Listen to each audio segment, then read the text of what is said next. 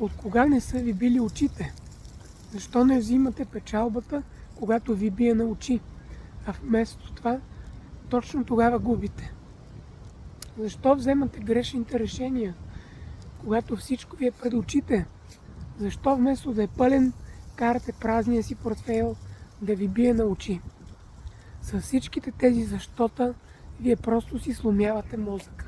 Простички въпроси с простички отговори. Във всеки един момент от случая трейдинг на борсата, отговор е в графиката и ще ви извади очите.